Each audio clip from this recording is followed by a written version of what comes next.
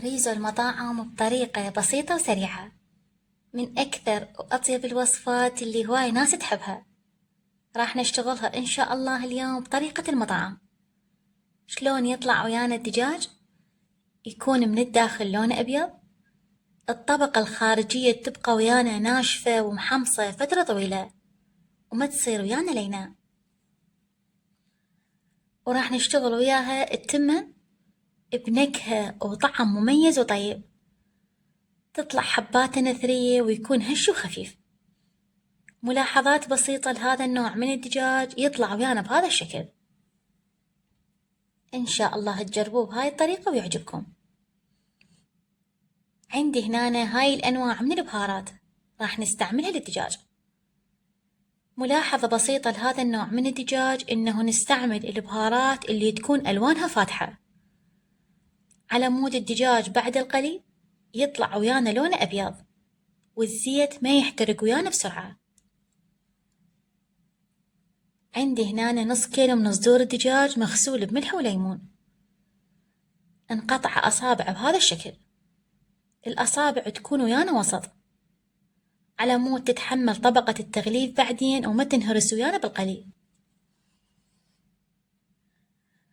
راح نضيف هنا ربع ملعقة صغيرة من أنواع البهارات، البصل البودرة، ونضيف الملح كمية قليلة، ملعقة صغيرة من الخردل والشطة السائلة هاي اختيارية، 1 ملعقة صغيرة من معجون الثوم والزنجبيل. راح نحرك الدجاج بشكل زين، نغطيه ونبرده لمدة ليلة كاملة. تخمير الدجاج فترة طويلة ينطي طعم ونكهة أطيب بعدين. نشوف إنه هو بعد القلي يبقى ويانا هش ويكون خفيف من الداخل، ما يطلع ويانا ناشف. أو نقدر نخمر 4 ساعات. عندي هنا الصلصة اللي نضيفها على التمن.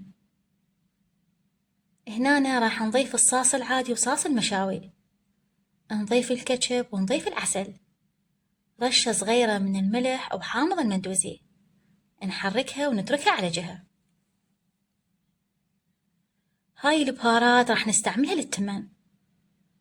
عندي هنا كاري وكركم ودارسين كمية قليلة، قرنفل حب وهيل. نضيف المي والملح على النار، من يوصل ويانا للغليان نضيف التمن. أنا نقعته لمدة 2 ساعات. من حبات التمن تستوي نص سوا مباشرة نصفيها. من أكثر وأطيب الأنواع اللي تنطي نكهة وريحة مميزة للتمن هذا النوع من بهارات الدجاج.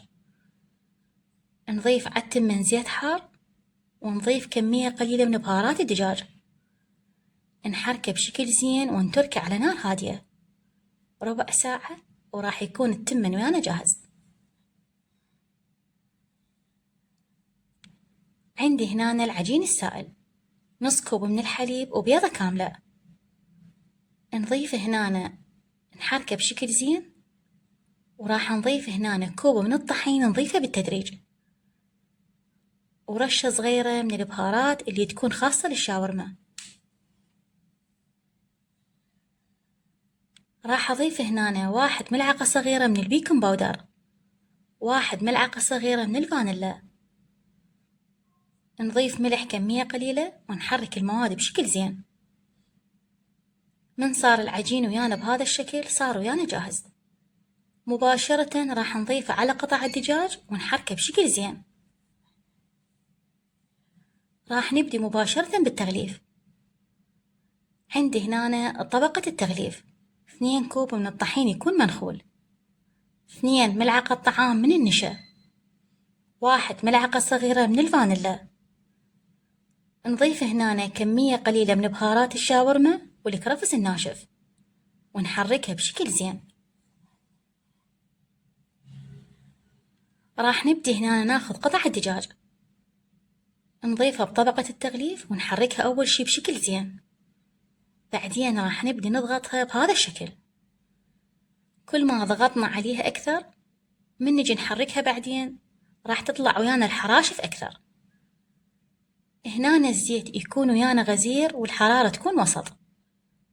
قبل ما نبدأ نضيف قطع الدجاج راح نضيف كمية قليلة من العجين، من نشوفها تطلع ويانا اللي فوق معناها إنه درجة حرارة الزيت ممتازة.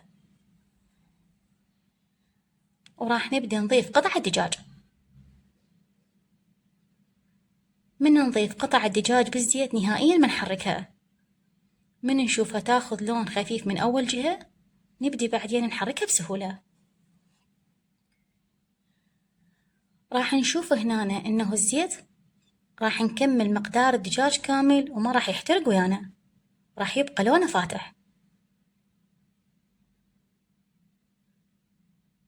نشوف هنا الدجاج راح يبدي ياخذ لون. أهم ملاحظة هنا إنه ما نضيف كمية هواي من الدجاج، كل مرة نضيف 3 قطع أو 4. من نطلعه ويانا من الزيت مباشرة نخليه بمصفاية. عندي هذا النوع من الصلصة اللي تكون جاهزة، وصار الدجاج والتمن ويانا جاهز. نقدر نقدمه بهذا الشكل أو نقدمه كريزو، ونقدمه بألف صحة وعافية. جربوا وإن شاء الله يعجبكم. مكوناته سهلة وبسيطة، وطريقته سهلة وسريعة.